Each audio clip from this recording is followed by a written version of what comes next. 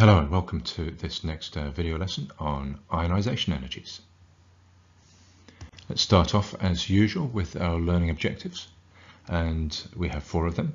The first of which is that we need to know the meaning of ionisation energy. Then we need to be able to define first ionisation energy. And we also want to write equations for first and successive ionisation energies. Lastly, we will explain, that means give the reasons why. We will explain how ionisation energies give evidence for electron configuration in subshells and shells. Okay, let's get started. So in this topic, when we're talking about ionisation energies, what we mean really is that we're removing electrons to form an ion. The ion can come from either an atom or a molecule, but it's been ionized in this context when we have removed an electron. So we're talking about making cations, that is positive ions. So if that's the ionization that we're talking about, then let's work a definition of first ionization energy. And here I have a written version of it for you. So the first ionization energy is the energy, sometimes mentioned as enthalpy, needed to remove one electron from each atom in 1 mole of gaseous atoms to form 1 mole of gaseous 1+ ions. Okay, so there's the definition. Let's just unpick it a little bit to make sure you're familiar with all the details. First of all, notice the fact that we're talking about gaseous atoms, right? So what we don't want to do is we don't want to use up energy, first of all, making the atoms gaseous before we can ionize them. So in order to compare everything on the same basis, we're going to start with gaseous atoms, and then all the energy that's put in will be to remove the electron. Okay, so that's the first thing to notice. And so whenever you're writing equations, you're going to use the gaseous state symbol. The next thing to notice, I'll change colour. The next thing to notice is that we're talking about a mole of atoms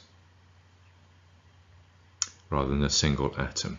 Right. So when ionization energies are given, they're given in kilojoules per mole because we're removing a mole of electrons from a mole of gaseous atoms.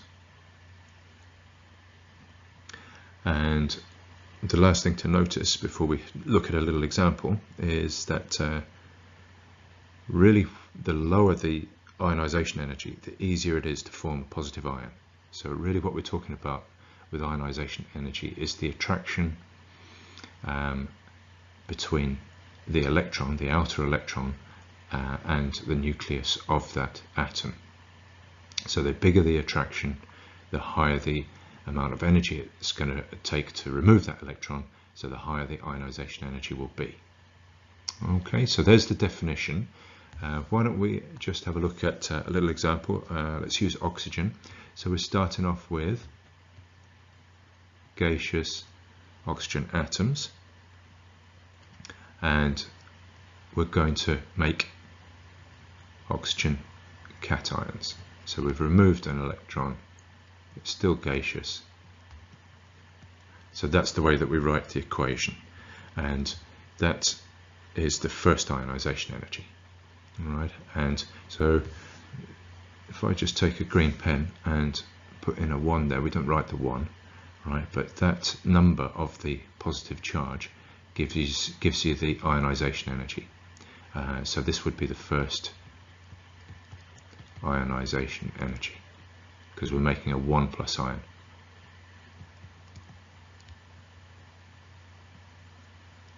We'll come on to successive ionization energies later. So in this case, for oxygen, our first ionization energy is,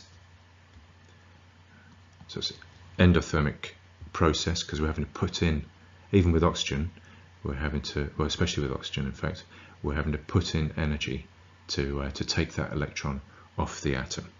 And in oxygen's case, that first electron requires 1,314 kilojoules per mole. So there we have the equation and the definition for first ionization energy. What we're going to do now is we're going to have a look at what affects how big the ionization is, the ionization energy is. And there are, in fact, three factors that affect the scale of the ionization energy. That is the amount of energy required to remove an electron. So the first of which is the nuclear charge. So let's draw two nuclei. Right, let's say we've got a proton, another proton, and 3 neutrons.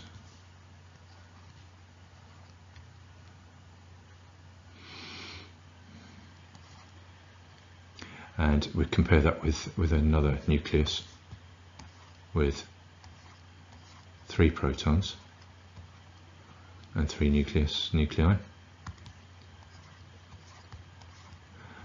And let's say our electron is circling around this nucleus. Right, so that's our electron, and so the only thing, let's say, for argument's sake, that the only difference between these two atoms is the number of protons, i.e. the nuclear charge. The distance between the nucleus and the electrons is the same in both cases, and there's nothing in between the nucleus and these electrons to shield any electrostatic attraction. All right, so everything's the same apart from the nuclear charge. We've got 3 protons in the second atom, and we've got 2 in the first. So I think that you can see that if nuclear charge increases, then ionization energy will also increase. And more energy will be required to remove an electron from an atom with more nuclear charge. That's what we're saying there. Okay, so that's nuclear charge.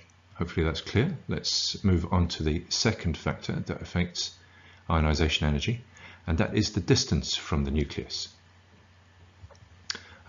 So let's draw another diagram. Let's say we've got a nucleus here, right, with a nucleus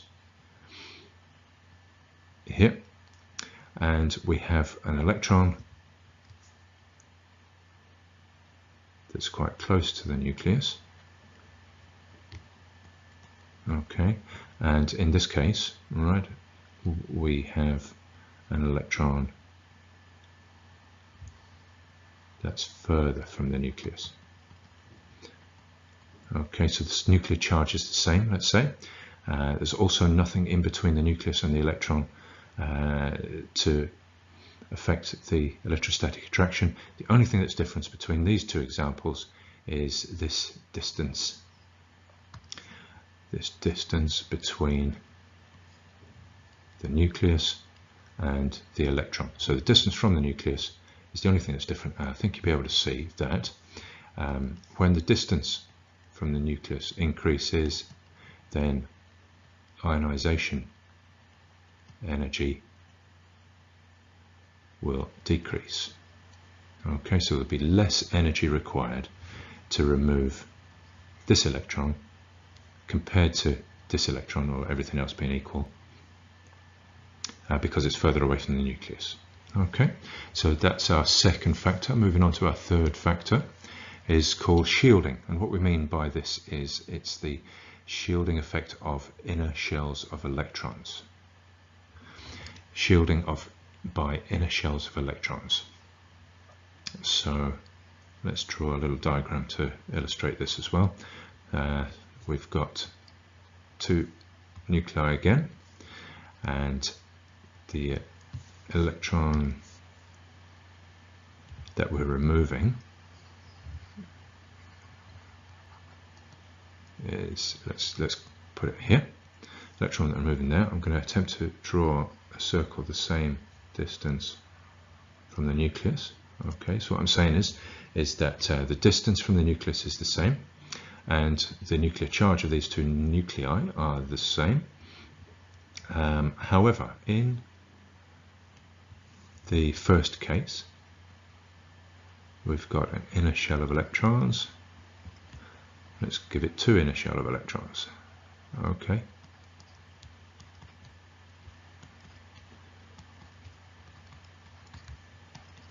So we've got two 1s electrons and two 2s electrons, 6 2p electrons, and so this is the electron we're trying to remove.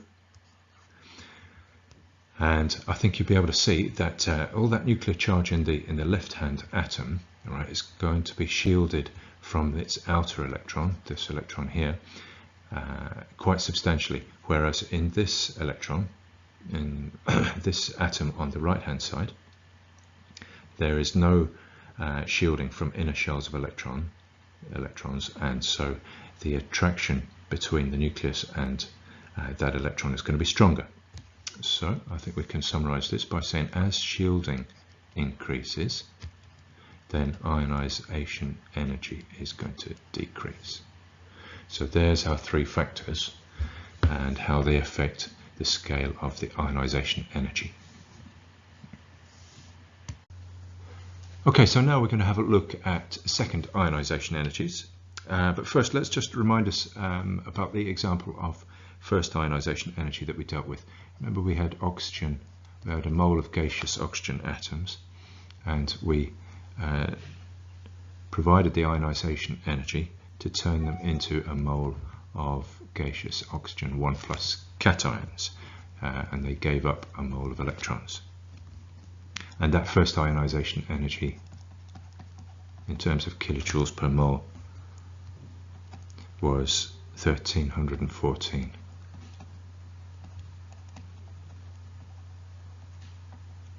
Right, so now we can move on to the second ionization energy. So we start off with the oxygen 1+ cation, and we remove another electron. We remove a second electron from it, so it's going to be a 2+ cation. So we've moved a mole of electrons again, but we've removed them from the 1+ ion and made them into 2+ ions. Okay, and I'll highlight this in the same way as I did before. That 2+ ion signifies that it's the second ionization energy. And in terms of kilojoules per mole, the second ionization energy is a massive 3,344 kilojoules per mole. And the point about this is, as well as defining the second ionization energy, is to let you notice that the second ionization energy is always going to be more than the first ionization energy. It's always going to take more energy to take a mole of electrons from a 1+ ion compared to a mole of electrons from a mole of atoms. The nuclear charge is the same in both cases. So you've got, in this case, oxygen's got 6 protons in its nucleus, and the 1+ ion has still got 6 protons in its nucleus. But that nuclear charge and the electrostatic attraction is now shared between fewer electrons. So there's one fewer electron in the second ionization energy, and so that's why it's harder to remove the extra electron. Okay, so that's most of what you need to know about second ionization energies. The last thing is that how much greater the second ionization energy is compared to the first ionization energy depends on the electron configuration.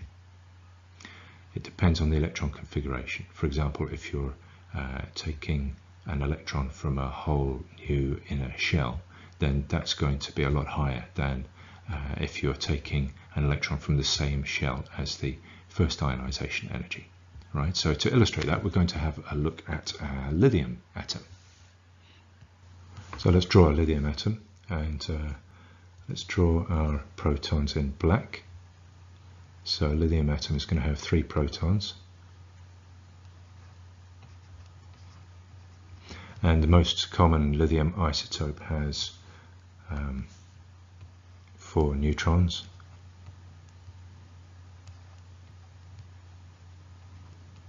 So let's assume that's the nucleus, and we have 3 electrons in a lithium atom, so we're going to have 2 in the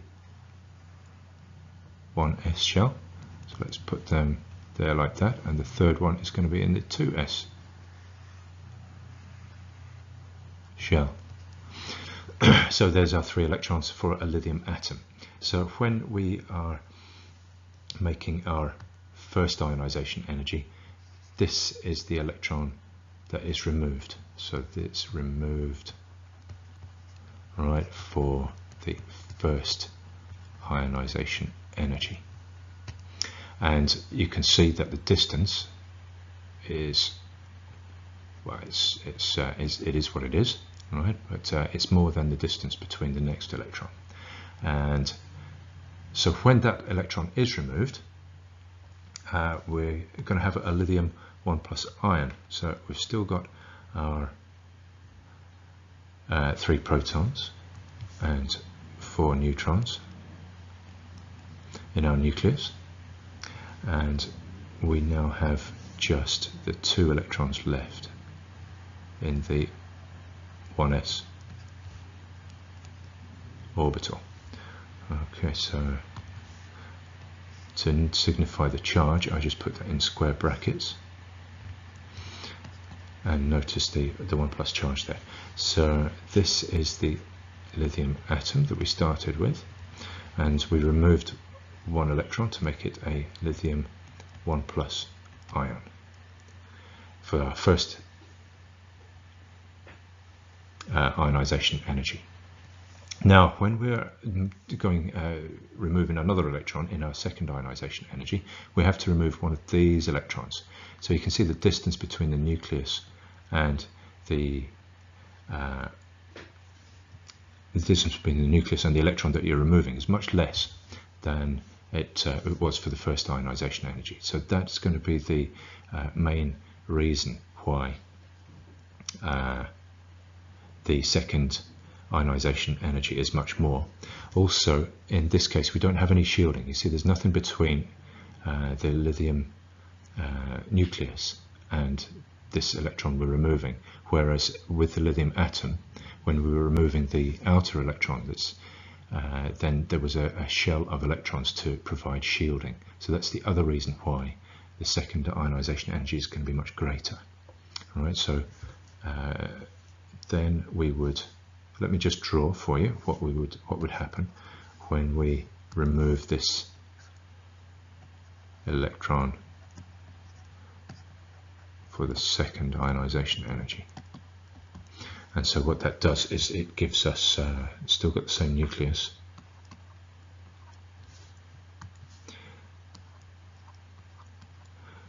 and then all we have left is 1 lonely electron in the first 1s shell. Okay, so hopefully what that illustrates is that the electron configuration is going to influence the difference between the first and the second ionization energy, and indeed successive ionization energies until you've removed all of the electrons. All right, so I think you can see that, I think you're going to see in due course that ionization energies can give you quite a lot of information and insight into the electron structure of atoms and ions. That's what we're going to go into in a bit more detail now. But just let me complete the annotation of this diagram. So that's our lithium 2+ ion, and we put it in square brackets to signify that it's the lithium 2+ ion formed when we've removed that second ionization energy. Okay. So with that in mind, what we're going to do next is we're going to look at 2 ionization trends in order to give ourselves some evidence for electron configuration What we mean by that is the evidence for shells and subshells. So if first we went down a group, what we would see is the outer electrons would be the same in each case, and the only thing that we would change is the number of new shells. So what we do is we take group 2, for example, and we look at the ionization energies as you go down group 2. And we go down all the way to barium, in fact. So we're going to look at group 2, and we're going to look at the ionization energies for each successive element in group 2. And that would give us some evidence for shells, we hope. And the other trend we're going to look at is the one where we go across a period. So we're going to take period 3, and we're going to across period 3 from sodium all the way to argon. So we're going to look at the ionization energies of sodium, magnesium, aluminium, and all the way along to argon. And hopefully that's what that's going to do, because we're now in the same period, and so the electrons that we're adding are in the same shell. So hopefully what that will do is it will give us some evidence for subshells, right? Because all the electrons in period 3 are going into the same shell, and so if there's something interesting in the trend there across that period, that might tell us something about subshells within the main shell. So let's do that. Let's do the group trend first. But just before we have a look at the ionization trends of the group 2 metals, let's just show you a picture of the metals themselves. And here we have beryllium and magnesium. You'll recognize that from the various burnings of magnesium that we've done. And we have calcium and strontium, and lastly we have barium. So that's what we're dealing with. We're going to go from one to the other and look at their ionization energies and see if we can glean any information about shells from those ionization energies. So here we have a graph of ionization energy for those 5 elements, starting at the top of the group with beryllium and moving gradually down the group until we get to barium. So as you can see from the graph, we get a decreasing trend, quite steep decreasing trend as we go down the group, which means that the ionization energy is clearly getting less as you go down the group. That means it's easier to remove that first outer electron, because we're dealing with first ionization energies here. So what this graph is basically telling you is that quite substantially the energy required to remove an electron as you go down the group is becoming less. Now why might that be? And there are 2 main reasons that are connected to electron shells. The first of which, so let's just ask ourselves the question, why does the ionization energy decrease down the group?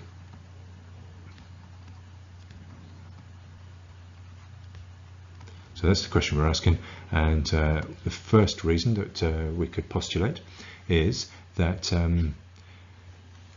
the outer electrons are both in, the 2 outer electrons are both in s orbitals, and so that's not going to affect it. But what is different as you go from one element to the next down the group is that you're adding a whole shell each time.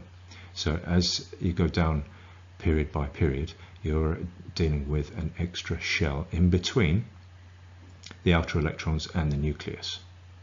And so that extra shell each time is providing shielding effect. So it's shielding the electrostatic attraction of the nucleus from the outer electron that you're removing. And that is a possible explanation for the decrease in the ionization energy. So I'll just write that down for you. shielding from extra whole shell of electrons in successive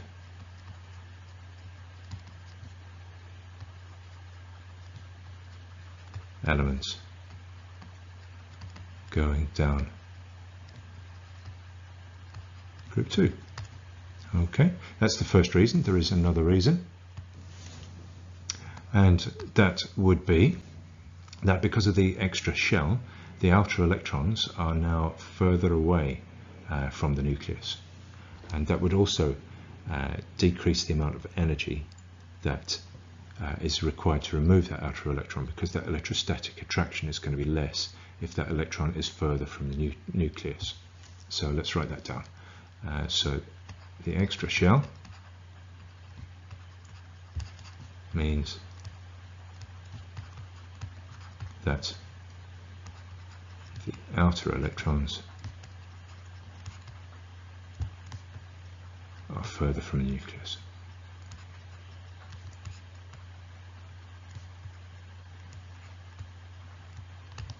Okay, so the summary of that is that we've got a couple of reasons why the ionization energy decreases as you go down, and they're both using the presence of electron shells to give those reasons. So that would be considered as evidence that ionization energies can provide information about electron shells. It would support the existence of electron shells. Okay, so now we've looked at that one trend going down group 2. Let's look at the other trend going across period 3. So as we said, we're going to have a look at ionization trends across periods. In fact, we're going to have a look at the elements in period 3. So let's have a look at their ionization energies. Okay, so you'll remember that period 3 consists of sodium, magnesium, aluminium, silicon, phosphorus, sulfur, chlorine, all the way along to argon in group 8.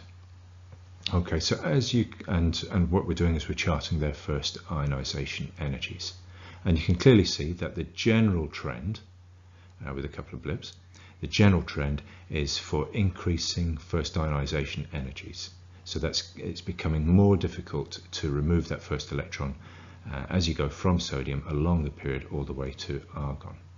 And the reason for that is quite clear, and that you are adding your electrons as you go from sodium to magnesium. You're adding an electron into the same energy level as you are with all the electrons as you go from aluminium, silicon, all the way along to argon. You're adding the new electrons in the same major energy level. And what that means is that the shielding is pretty much the same as you go from sodium right along to argon, and because we're not introducing a whole new shell of electrons, so the shielding is about the same all the way along, and the distance from the nucleus to the outer electron is roughly the same as you go from sodium all the way along to argon. So they're not explaining the increase in ionization energy as you go along. What does explain the increase in ionization energy as you go along the group is the increasing nuclear charge. All right, so from sodium to magnesium you get an extra proton in the nucleus. Same as you go to aluminium, silicon. Each time you go along one group along the period, you're getting an extra neutron, extra proton in the nucleus, and that's extra electrostatic charge, and it's more attraction to the electron, making it more difficult to remove, and that's why the first ionization energy increases. Good.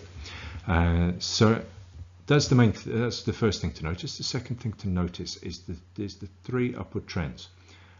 So let's have a look at the first trend here. When that is going up from sodium to magnesium, what we see there is the 3s subshell filling.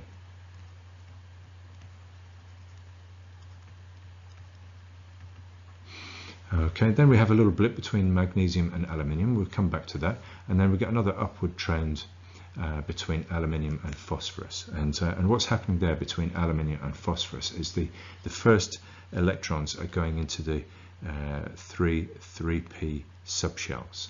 Right, so we can say the 3p subshells,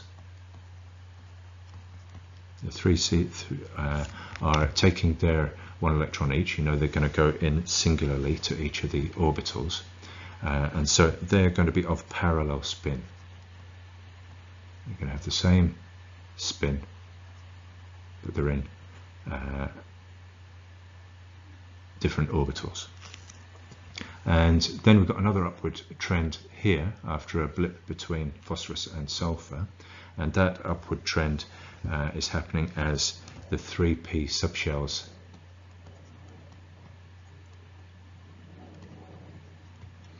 are taking electrons into, as they go into the 3p orbitals, they're pairing up. Okay, so they're spin pairing as they fill those 3 orbitals up. They're spin pairing. Okay, so that's the general trend, and the explanation as to why the 3 increases are taking place. Let's have a look also at the 2 blips. By that we mean the blip between magnesium and aluminium, and phosphorus and sulfur, because they're interesting and they provide us some information about subshells. So first of all, let's consider magnesium here, the second point along. And magnesium's first ionization energy is 738 kilojoules per mole, whereas aluminium's is 578 kilojoules per mole. Okay, so we see a slight drop there, and let's explain that drop, and it gives us evidence for subshells.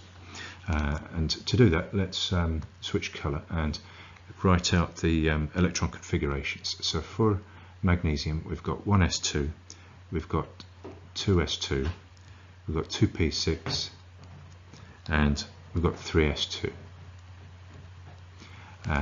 And for aluminium, we've got all that. Let's just write it out again for completeness.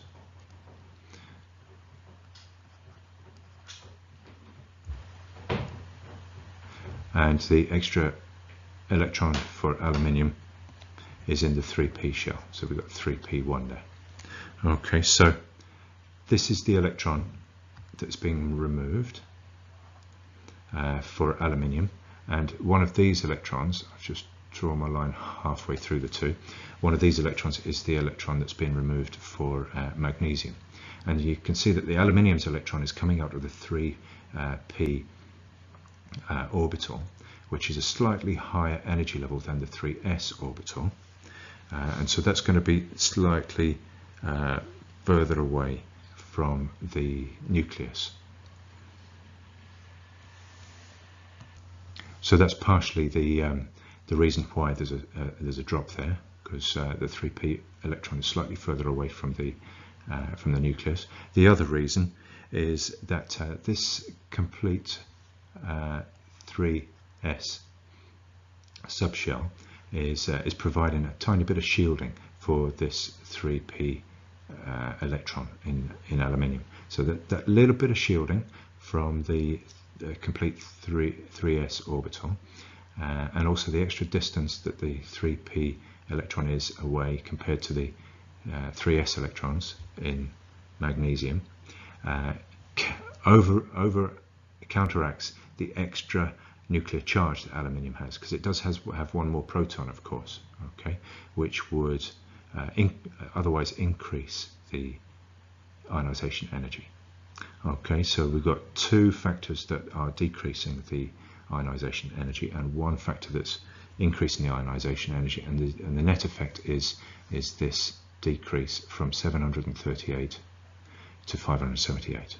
And that provides a little bit of evidence, some quite nice evidence in fact, for the existence of subshells. So let's just get rid of that so that we can concentrate now on this little dip between phosphorus and sulfur. So the first ionization energy of phosphorus is 1012 kilojoules per mole.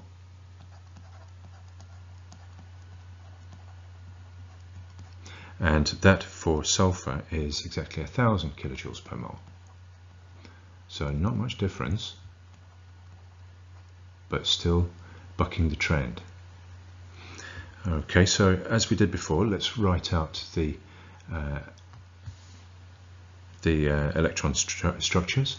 For phosphorus first, we've got 1s2, 2s2, we've got 2p6, and we've got 3s2, and in the 3p orbitals we have 3 electrons, so that will be, of course, 1 electron in each of the orbitals. So why don't I just draw an arrow diagram for phosphorus in at least at the third level. Okay, so we've got an orbital for the 3s, and that's got 2 electrons, so that's the 3s, and then there are 3p orbitals.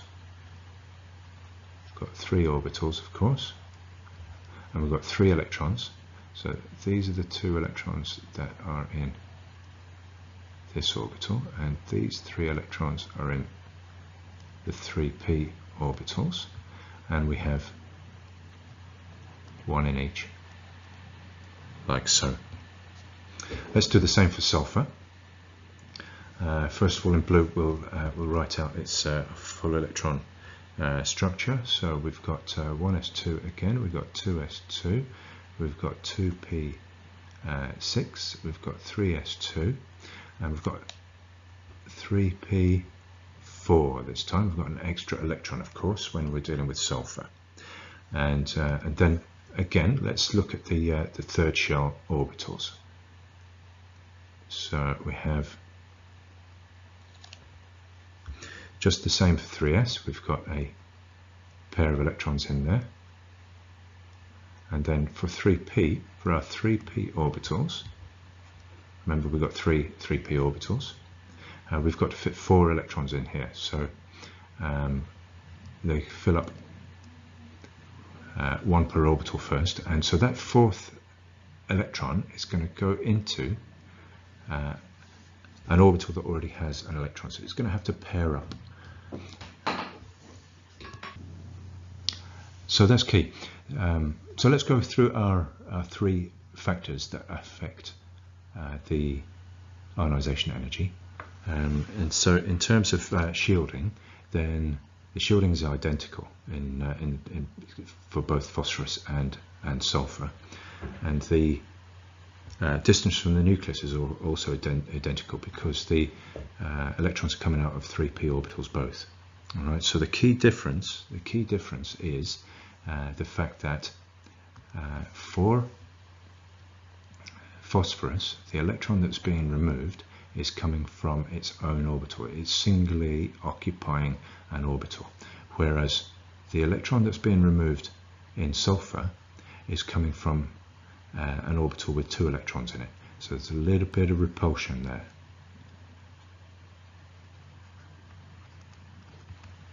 So there's a little bit of repulsion between the 2 electrons in the one orbital, in the case of sulfur. That means that it's slightly easier to remove that electron. And if it's easier to remove the electron, it requires less energy, and that's what makes the first ionization energy just that touch lower, so 12 kilojoules per mole to be precise. And that provides some nice extra evidence for the electronic structure model. Hope that's been clear. We've got one other trend to have a look at though. Okay, so what we're going to do now is we're going to look at another trend here. The last trend we're going to look at is the trend of successive ionization energies. And that means the first, second, third, fourth ionization energies right through to you've removed the last electron for the same element. Okay, so we're going to use the same element and successively take off each of its electrons until we're left with just a nucleus on its own. And we're going to plot those ionization energies versus the number of the ionization energy. Okay, and what we want to do is we want to find shell structure from this trend. And by shell structure, really what we mean is how many electrons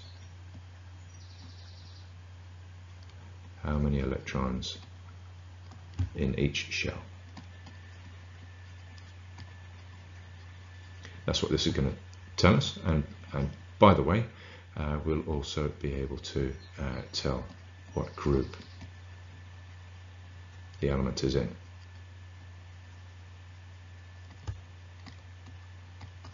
Okay, so in order to do that, let's have a look at a chart of ionization energies as you remove the electrons. So first ionization energy would be here, and 11th ionization energy would be at the end, and that would be the 11th ionization energy would be to take off the last remaining electron from what would be a very positive ion. And you can see there's 11 electrons being removed, and so we can see that this is sodium that we're dealing with. Well, let's write sodium up here. So we're looking at sodium's ionization energies from 1 right through to 11. And just before we do anything else, let's just notice that we're dealing with the log of the ionization energy. And the reason why that is because the range of ionization energies is so large when we're looking at successive ionization energies, is that in order to see a decent trend, then we need to take logs of them. You'll remember that from the previous two charts that we didn't need to take logs, and we were just looking at ionization energies in kilojoules per mole. Good. Okay, so first, before we investigate what's going on in the chart, let's have a look at sodium's electronic structure, what we know about sodium. And that's given here. So we know it's 1s2, 2s2, 2p6, and just one electron in its outer shell. And we've also got the box and arrow diagram for it as well. Okay, so let's go through from left to right on the chart and highlight some interesting things. So looking at ionization energy number 1, this one here, and that's to take the first electron from the third shell. So that's the first electron from the third shell.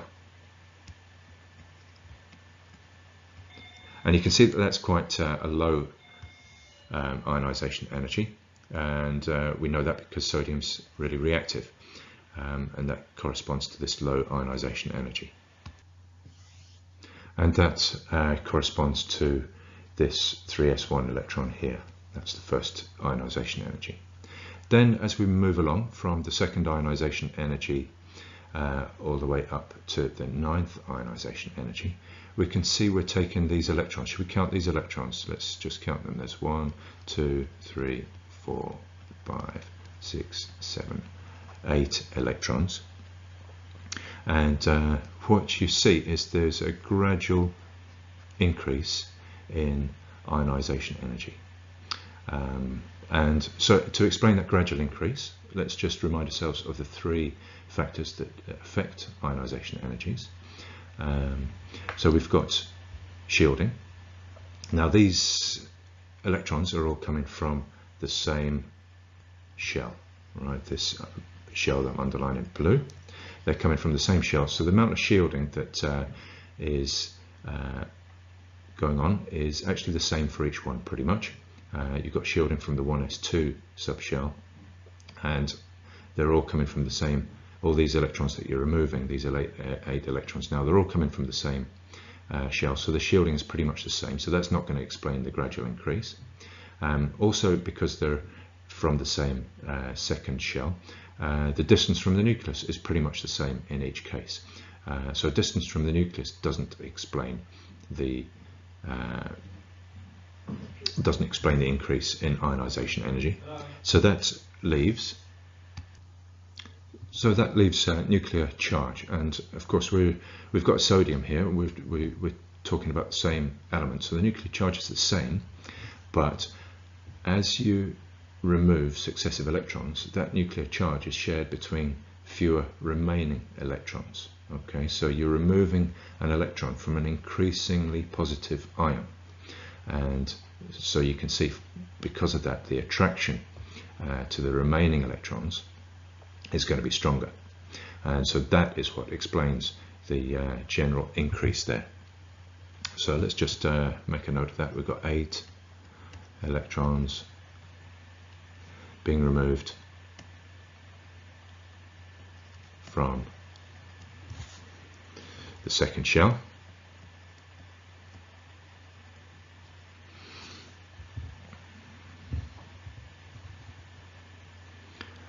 Okay, and lastly about let's look at this little trend here. What we've got here, we've got the in fact, I'm going to change colours here. Let's make it green. We're going to these 2 electrons being removed here. These are the 1s2 electrons, so they're very close to the nucleus, and that's why you see this this big jump here. Big jump here, and before you get to the 1s2 shells, with the 1s2 electrons, and those 2 electrons are closest to the nucleus, so they have the strongest attraction to the nucleus, and therefore they're most difficult to remove, and that's why they have the highest energy levels there. All right, so at the start we mentioned that we wanted to know how many electrons are in each shell. Well, clearly this is a shell here. That's a shell there, so we can just count up those electrons, and that's 8, and of course that's consistent with what we theorize is the number of electrons in the second shell there. So that's consistent, and we can count these 2 electrons here, and that's 2, and that's consistent with what we theorize is the number of electrons in the first shell. So therefore this is evidence of evidence confirming the theory that we have 2 electrons in the first shell and 8 electrons in the second shell. This we can't use to work out the number of electrons in the third shell, because of course it's not complete. Okay, so what I would like to do lastly on this slide is just highlight the 2 big jumps. All right, so let me change to red. All right, because I mentioned it briefly here. We've got a big jump here, and we've also got a big jump here. Okay, and what this is evidence of shells. Okay, so the jumps correspond to, if you look on the right hand side, is to the jump between the first shell and the second shell, and also between the second shell and the third shell. So those big jumps happen because as you go closer to the nucleus, the attraction is much stronger. Okay, and when you see, so the very last thing is for you to work out what group this element is in. Okay, so you know that the group number corresponds to the number of outer electrons. The number of outer electrons in this case is just this one here. So we've got 1 outer electron on this chart, and therefore this sodium must be in group 1. Okay, hopefully that's been clear. And so now let's just check that you know all about ionization energies.